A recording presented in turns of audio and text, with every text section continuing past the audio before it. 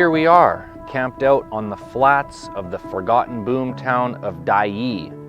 Just over the hill, 9 miles away, is the internationally recognized port town of Skagway, a very popular tourist destination and cruise ship port. It can host 4 ships, bringing in approximately 13,000 tourists every single day, coming in to learn about the Gold Rush, the White Pass Express, and the Chilkoot Trail. But what most people don't realize is the Chilkoot Trail was accessible through Dyea, where we are right now. The trail itself was established and used for generations by the First Nation people as a trade route to get to the interior, but in 1897, the introduction of the Klondike Gold Rush, this place turned from a trailhead to a city with 150 stores basically overnight.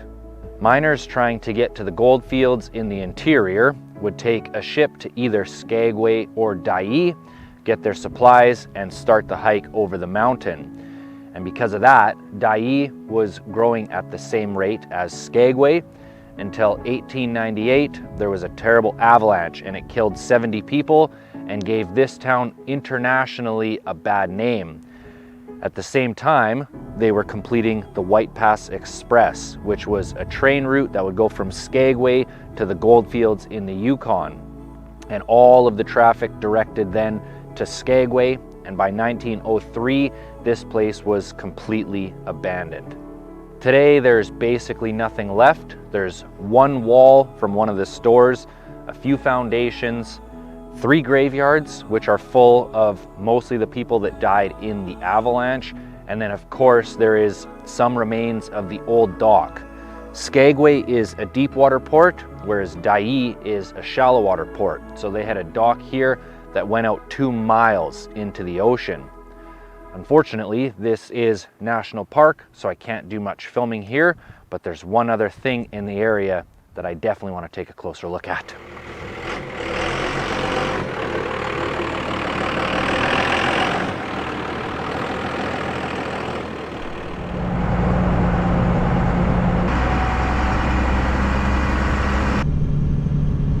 Well, here we are coming up to what I think is one of Skagway's neatest little bit of hidden pieces of history.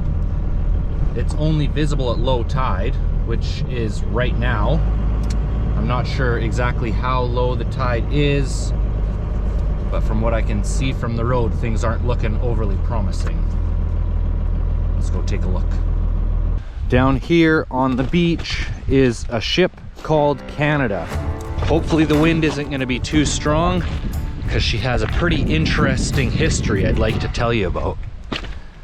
She was built in Bath, Maine in 1859, was 176.6 feet long, had a beam of 38.8 feet, and she was a world traveler. Not all of the ports have been recorded, but the ones that were recorded are Australia, Burma, Egypt, India, Peru, Mexico, England, Ireland, Gibraltar, France, several of the Caribbean islands, Brazil, Canada, the Netherlands, Italy, and of course, the United States of America. She survived several big storms causing heavy damage, but was always repaired and put back to service. And she ended her career bringing supplies up and down the west coast of North America. This is slack low tide right now, and we have a pretty strong wind coming up the channel, so the tide is not down as far as I had hoped. But this is what you can see of her bow right here. And then she stretched 176 feet further into the ocean. Not sure if I'm going to be able to get over there. Might risk some wet boots for a closer look.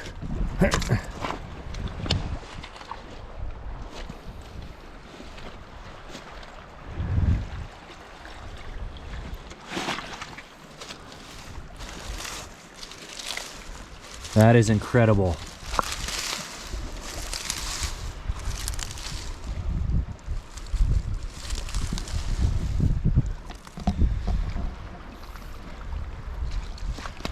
Just crazy to think about. You know, I had a bearing failure on the trailer a couple weeks ago, and I looked at the race, the inner race, and I thought, geez, it's hard to get rid of this thing because it's traveled so many places with me in the rig. This old wood sitting here in front of us right now, this has traveled some places. This has seen ports all around the world. And at first I thought that was a piece of driftwood. It's not. That's actually a piece of the ship right there, that curled piece.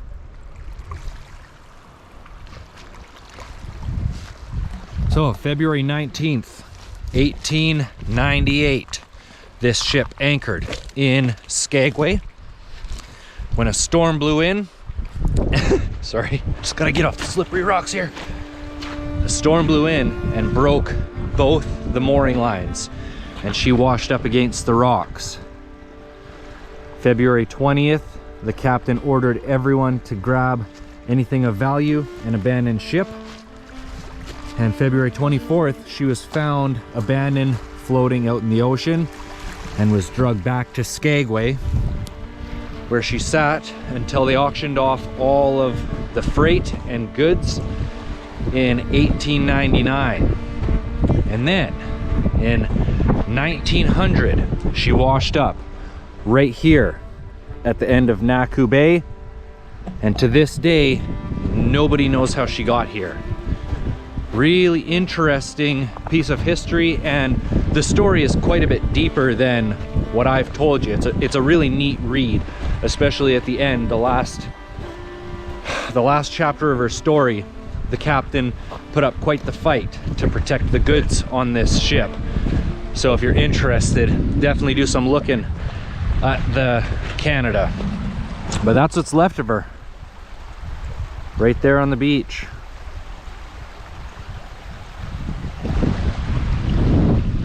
I really love ships, but I'm certainly not an expert, especially not these old ones. But this one right here is the earliest evidence of that style of ship in the world. And can you believe she sat there mostly intact until 1990, and then she started falling into the ocean and getting swept away. And can you believe how much she's deteriorated in the last 34 years? Yeah, I think we're gonna head into Skagway, just enjoy a day of being tourists before we head back into the middle of nowhere.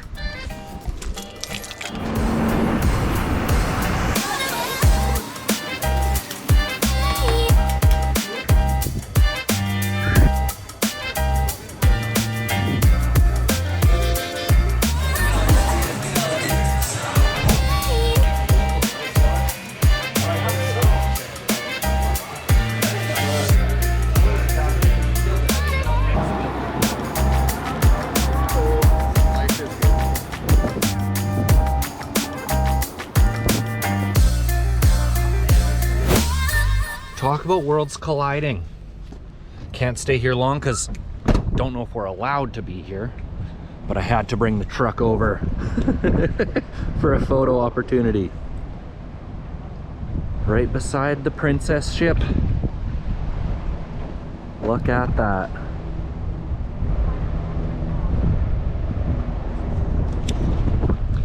And with that, it's time to leave Skagway.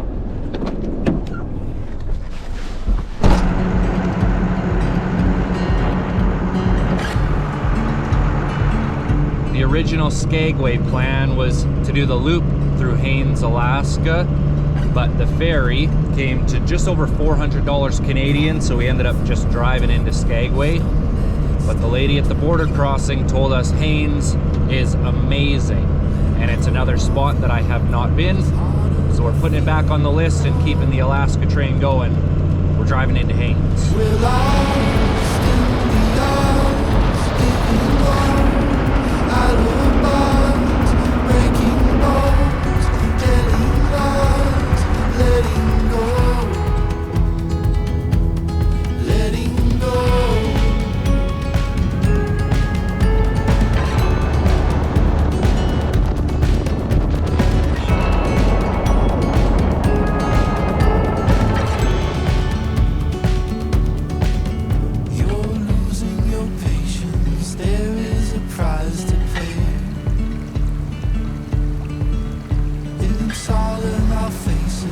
What is there left to say? We're lost in the eyes, giving all alibis, breaking bones, telling lies, letting go. We're lost in the eyes, giving all alibis, breaking bones, telling lies, letting go. We both thoroughly enjoyed our time in Skagway, but Haines is far more the Alaska experience that I'm used to and looking for. Today is a beautiful, calm day. Hoping to get out and do some boating. It's taken us a better part of the day to get ready, so I'm hoping we have a few days in a row. Putting the boat on a slip because it's very affordable here.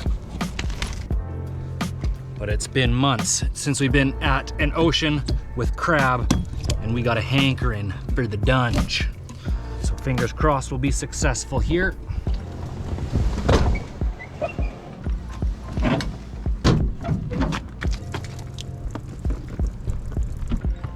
Here we go. Usually launching the boat throughout the season keeps me really fit. We haven't got to launch it in actually months consistently, and it is full of gear right now. Oh yeah. Absolute piece of cake.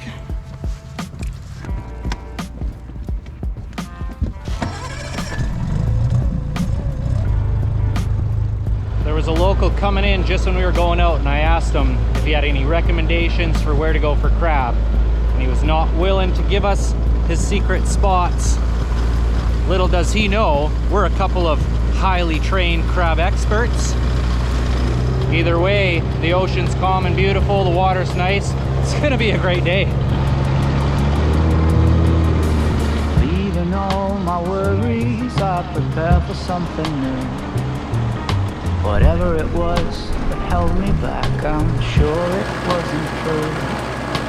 Holding on too long and unresolved questions hold you down. What could have been a friendly smile has turned into a frown. I'm moving on. Ultimately, I'm happy we didn't take the ferry here because the drive is just so beautiful, but you can see the ferry coming in right now from Skagway. Right at the end of the channel there is Skagway. Oh, and there's a porpoise over here. The porpoises were quite a ways up ahead of us. And I was just looking out here, obviously spectacular view. Then I could hear it right behind me. It was right here in the wake. That was crazy. I've had a lot of really amazing experiences with dolphins in this boat, but harbor porpoises typically they're not nearly as friendly and playful with the boats. That guy came right up and was kind of following along behind us. I think they've moseyed off for now, but I'll tell you. Oh, you see him up there? Oh, a long ways away. Haines, Alaska already gets a big fat destination adventure check mark.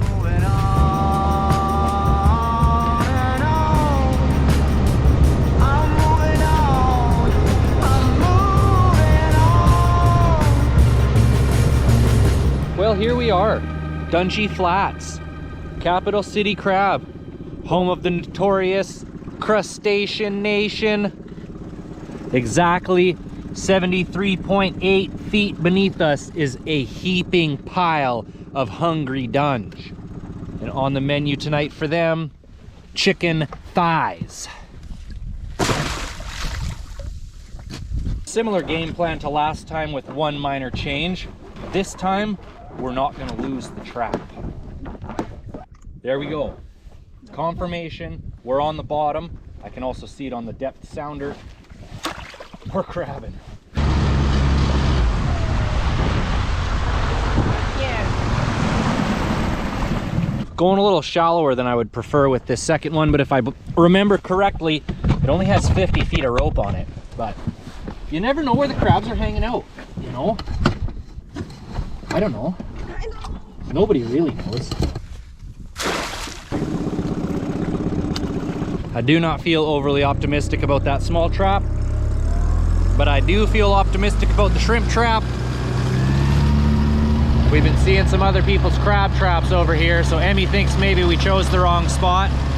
My optimism is unhindered. Absolute maximum optimism. Couple of shrimp traps over here. They're sitting here at 170 feet. So I'm thinking we'll maybe do about the same. Might go a little deeper, closer to 200. I found the ultimate shrimping spot. Got land on this side, ocean on this side.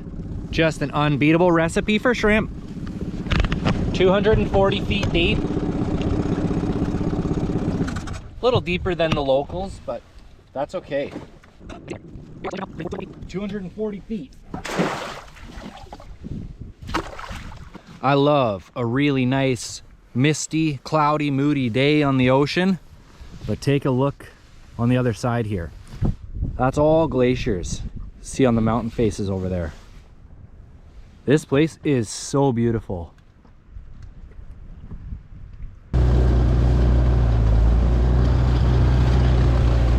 We'll definitely be doing some scenic touring here while we're in Haines, but pretty heavy focus this visit on stock in the freezer.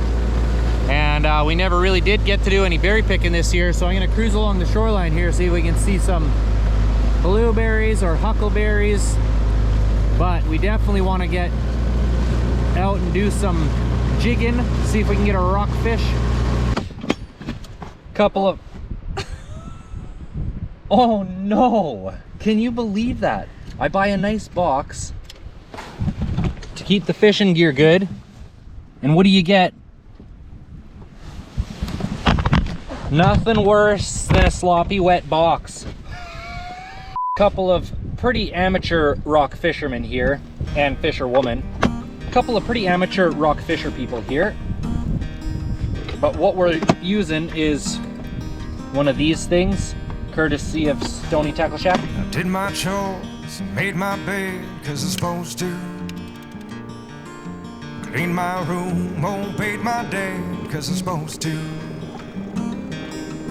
I raised my hand and waited my turn, cause I'm supposed to. Everything they taught I learned, cause I'm supposed to. Not sure what we're into, but we're into something. Oh, immediately into the power stance. The old fishing muscles are weak. How does it feel? Is it a biggie? I don't know. There it is. Oh! Wow. Well, don't let them go. Pull them in the boat. Oh my goodness. Oh, what are you doing? Shrimp. I got the shrimp. What? Yeah. You caught a shrimp. Came with her. Wow, that's impressive. How the heck did you catch a shrimp? Tiny shrimp. A little bit ugly. It's more than a little bit ugly. It's entirely ugly. Oh. There he goes. Unfortunately, our day on the water today is going to be cut a little bit short due to inclement weather. We're going to go check the crab traps, decide if we want to leave them where they are or move them, and then hopefully have a crab dinner. Do it all over again tomorrow. Straighten out. Oh! Right there. Stay neutral.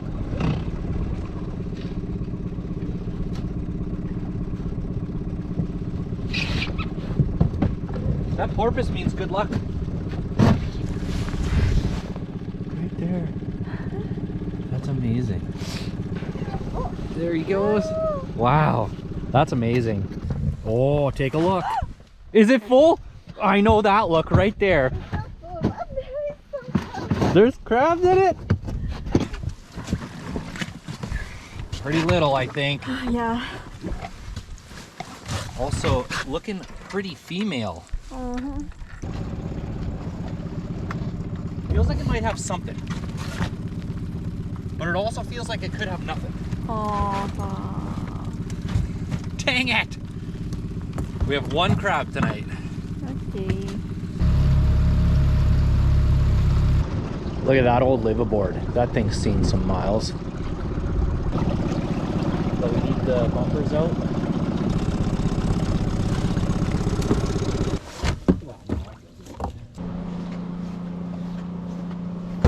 Today is what I consider to be a beautiful rainy day. Unfortunately, it limits what we can film from the water because cameras don't seem to like the rain as much as I do. But we're gonna bundle up, go check the traps. Here she is, the trusty water steed.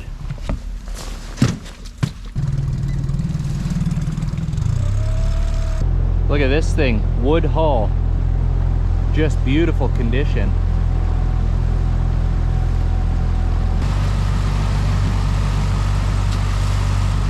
Pretty neat thing over here. On the last contract I was on, Princess Cruises, I was trying to transition into expedition ships. The one company I really wanted to get on with was Lindblad Expeditions. They're partnered with National Geographic. One of their ships are over here. The only reason I lost that job is because I'm not an American citizen and they flag their ships American. So only US citizens can work on board. They have beautiful expedition ships though.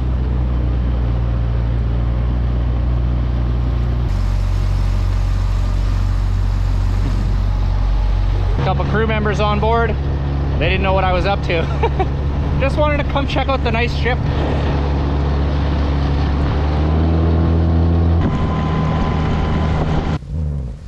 If there's any amount in here, almost certainly we'll have success in the big one.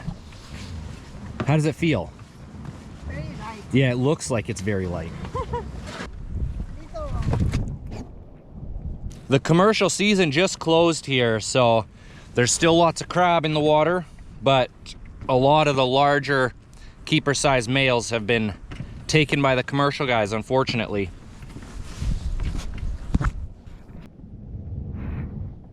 Any biggies? Yeah. Oh! We're back in Keeper Town. That's a keeper. That's the only male. Oh, just I mean, one. it's a keeper. First time ever crabbing here, so still trying to find where the crab are at. Changing location on this one. There's this great big long sandy beach. There's a big river that comes in on the far end. That's why I chose there for the first round, but we saw quite a few locals had their pots over here in the corner. So we're giving it a whirl. Yeah, let's go get some shrimps. Oh my goodness, there's a crab on top of it. Really? Yeah. Oh my! There's a shrimp! And there's shrimp. I can't believe we caught a crab. Quite a The big. decent haul. Couple nice spot prawns. And then collection of pink shrimp. Beautiful big spot prawn for the win. Couple of nice freshies.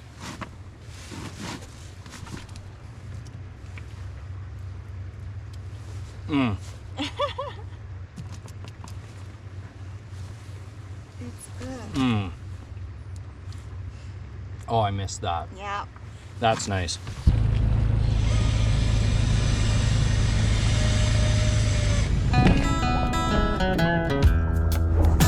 We have been fishing, shrimping, and crabbing up a storm here in Haines, and we have found the honey holes. We've stocked up for a beautiful meal. Let me run you through what we got. We have some monster Dungeness crab, just boiled in salt water. We did keep one flounder. It'll be my first time trying that, but Emmy has it lots in Japan, so we're giving it a whirl. As well as cabezon. This will be both of our first time trying it. These are just fried in some garlic butter with kind of basically some salt and pepper. In Japan, they eat the shrimp whole with the shell and everything. It's difficult for me to get used to that, so we've been really frying it so it's crispy and it turns out really good. So we've got some shrimp here. Emmy actually enjoys eating the crab brains, so we have one crab brain sitting here and some shrimp head miso soup. I guess I'll go for a piece of this cabezon. We didn't know at first if it was even edible because they do have poisonous spines on them and the roe is poisonous, but apparently the meat is quite good. It's a little bit bluish when you're filleting it, but it cooks up white. Mmm. and it's really good. It's very similar to rockfish.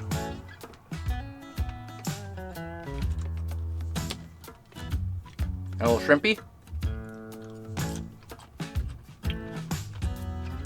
Just delicious.